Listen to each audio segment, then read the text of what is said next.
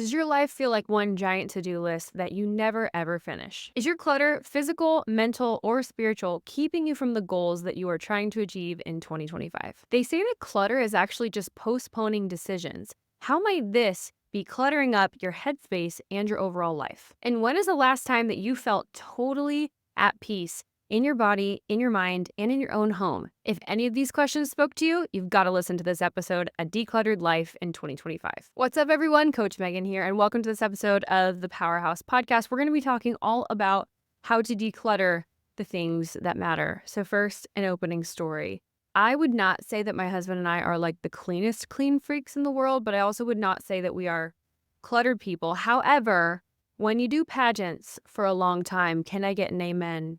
You got stuff, okay? Like currently I'm looking at one of 3 closets that I currently occupy in my home because I have so many cocktail dresses. And every year at about this time when it gets cold and I don't want to be outside and I need to declutter the mind, as we're going to talk about, I first start by decluttering my space. And I used to hate it because who actually wants to do the work of decluttering? Not many people. Who actually wants to do the work of organizing the junk drawer or organizing your shoes or whatever. It's never fun, but the after result is so incredibly satisfactory, okay? So I'm looking at this closet even right now and I'm like, dang, after this episode, I'm going to do a before and after. And my closet needs another little refresh. So when you declutter your space, 100 billion, million, jillion %, I promise you, it will help to declutter your mind. And even better, if you can put on a positive sermon,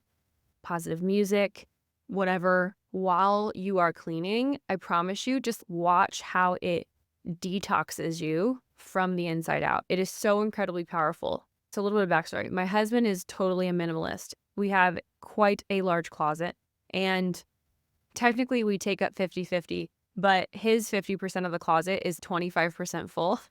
And then mine is like shoving as many clothes as you can humanly possibly fit into that side of the closet. And then I have this closet, which is also a walk-in closet in my office because our house was built in the 80s. And I love, we have very large rooms. We have large closets in our home. And then in the guest room, we also have a walk-in closet, which is about 25% full of my clothes, which is like my summer clothes. And then I have a little under the bed storage of my sweaters for winter that I flip out summer and winter.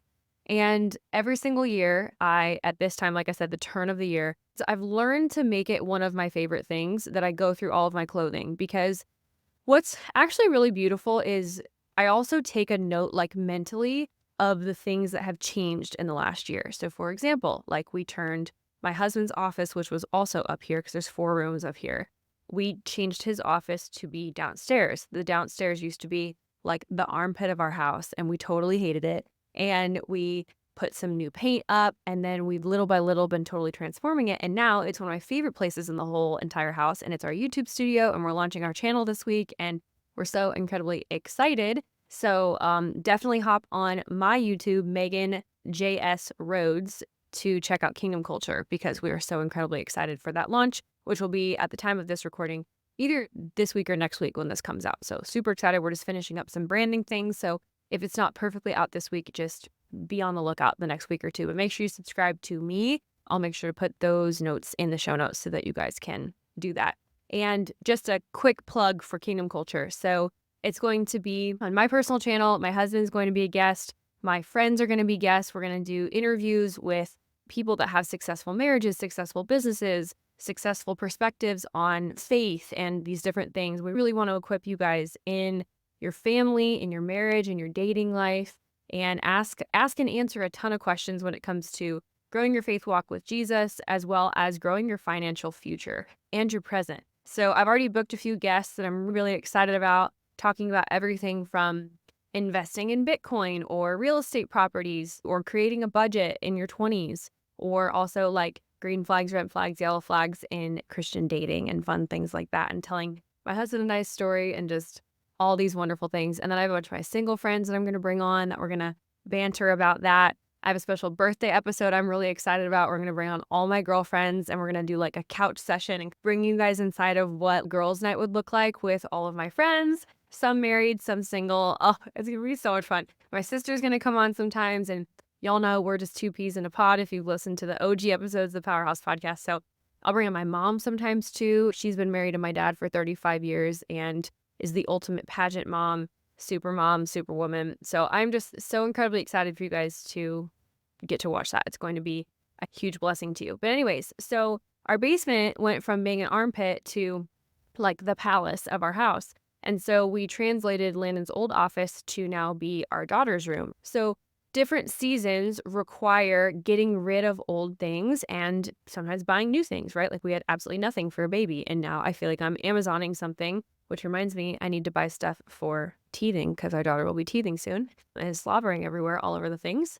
And I had no idea like anything about baby anything a year ago. So step one today, I really want you guys to just analyze and take in what season am I in and what are the tools required to be successful in this season. So again, in the same way that I'm a mom now, I was not a mom a year ago. I was pregnant a year ago, but I was not a mom technically earthside yet. And so there's knowledge, there's a new mental framework, there's a new level of spirituality, there's a new level of emotional intelligence, there's a new level of communication that is required of you at the beginning of each new season. And I think naturally a brand new year is indicative of what a season looks like. If you're entering into a new relationship, if you're getting out of a relationship, if you are engaging more in your community, or you joined a new church, or you joined a softball league, I really want you guys to just take a pause here today and analyze what are the tools, and those are physical tools. That is literally like, again, you need tennis shoes to go for a run. You can run barefoot, but you're going to be sorry the next day. Can't tell you how many times I thought I was cute and played basketball without shoes on and absolutely regretted my choice within hours because my feet were rubbed raw. Like it was horrible. And maybe it worked in the moment, but it didn't work long term. So what are the tools that you need to long term reach your goals, to long term be successful? What really analyze, I encourage you to even write down like on a piece of paper, what is different about this season of 2025 than 2024? What is a word or a phrase that I would use to describe this season? Landon's word for 2025 is focus. And I just told my team actually on a meeting this morning that I'm excited that we made so many amazing steps. Like our company doubled. I was able to step out of the business and work 50% as much as I was working. I hired 7 new staff, like all these amazing things. And our clients are still getting honestly even better results than they were because it's not all on me. I have incredible consultants and incredible coaches that are really good at what they do in their specific niches. It's okay, do I have an all-purpose butter knife, or do I have this knife which is for chopping, and this knife which is for filleting, and this knife which is for paring or coring things? There's specialties for individuality, and so we can actually get better results for our clients. And I'm so incredibly just honored that I get to lead such an amazing team every single day. And like right now, I'm watching my daughter on the monitor because she's napping and just crushing it.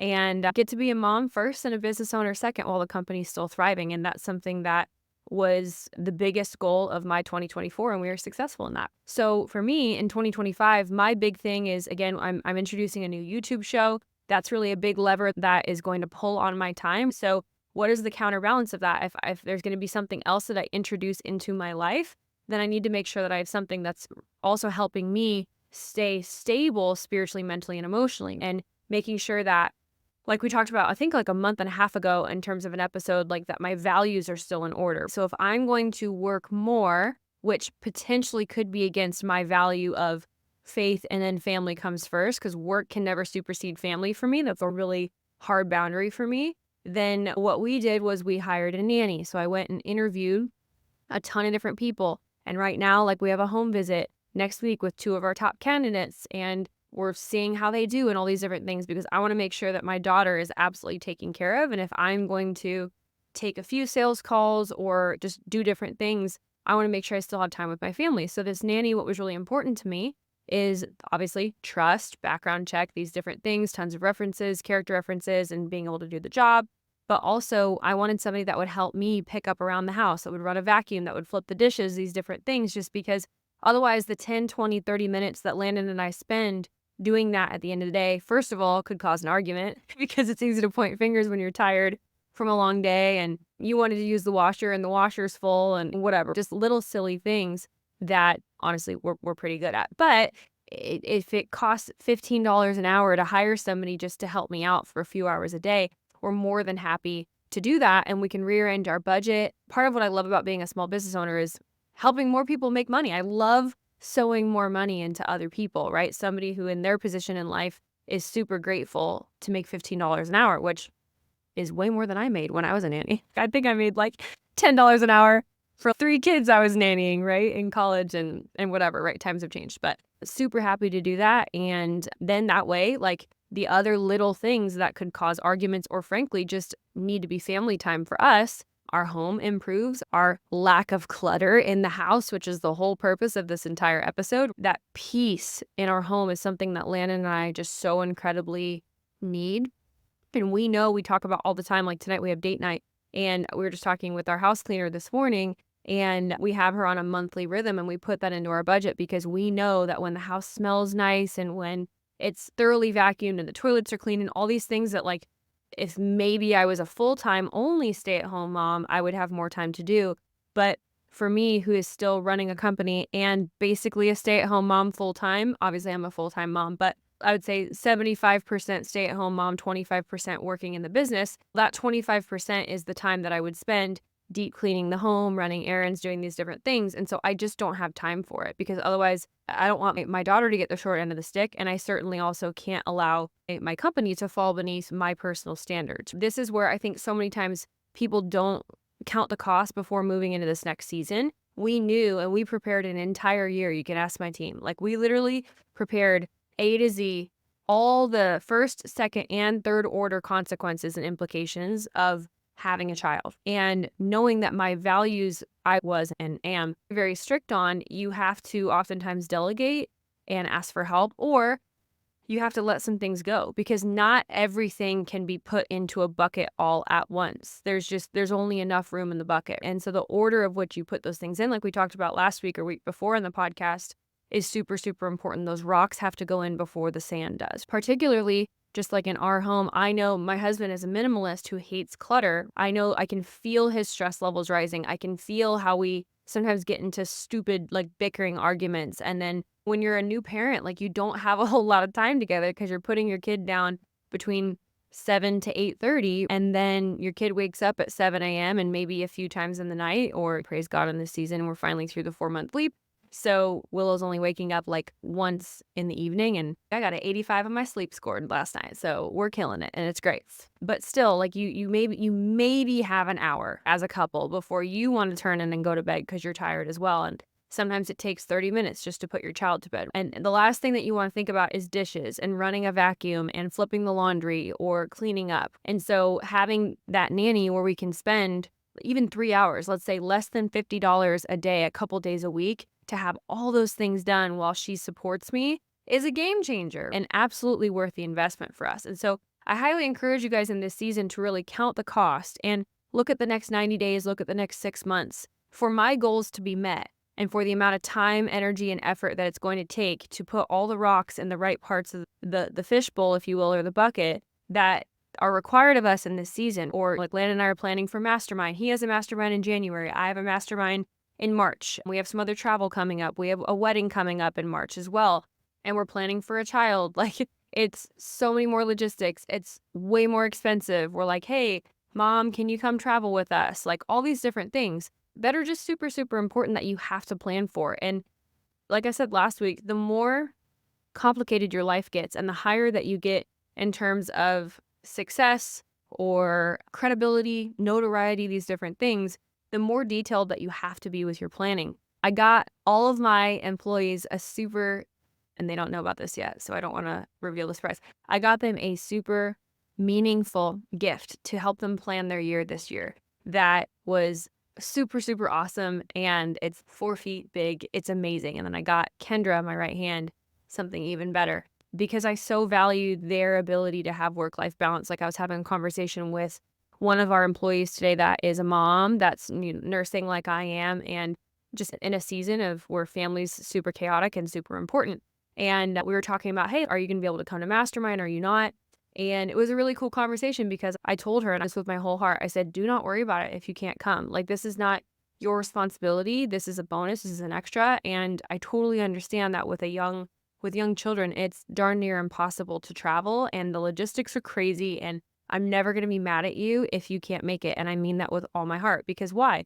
As a company, our values are that faith and family come before work, right? Now, obviously I have expectations of work and these different things, but when it comes to something like travel or whatever, like I get it, right? Like it's a lot and it's not always in the cards, even if we're making that investment as a company. That's me living out my values. And I believe that God always has my back and that things always work out. When you give honor where honor is due, it comes back to you. And that's a really beautiful thing.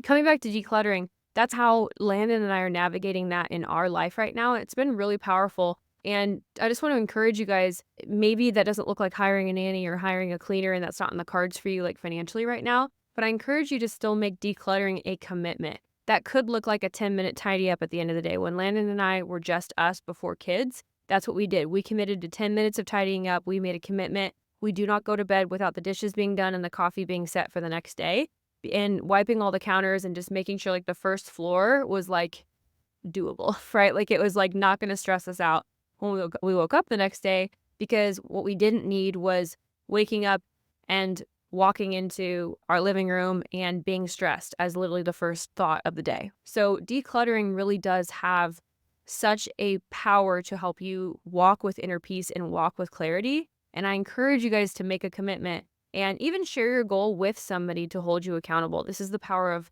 coaching and making that kind of contractual agreement with someone. Commitment doesn't have to be perfect, but it is about consistency. And if you can do these simple things like waking up with your alarm, keeping your house clean, staying ahead of the laundry, doing these different things, it will really help you to trust yourself, trust your own voice, and it will allow you to spend the mental energy, the spiritual energy, the emotional energy, and the physical energy on the things that actually matter, rather than feeling this like baseline anxiety because your home is chaotic, okay?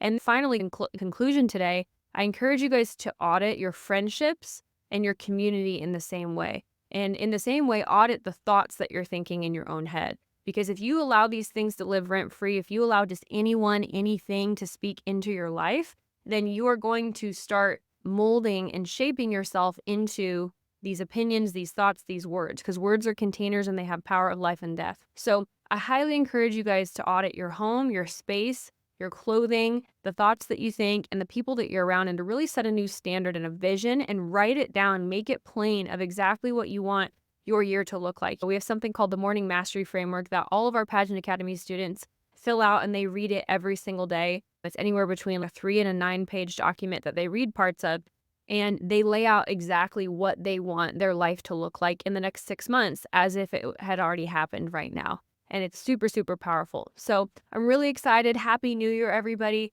Quick announcement. If you haven't gotten our free course yet, make sure to go to the link in the show notes and download that. And also the Powerhouse Mastermind 2025 tickets are officially live. We really keep this mostly an internal event. And so there is an auditing process for anyone to be able to attend.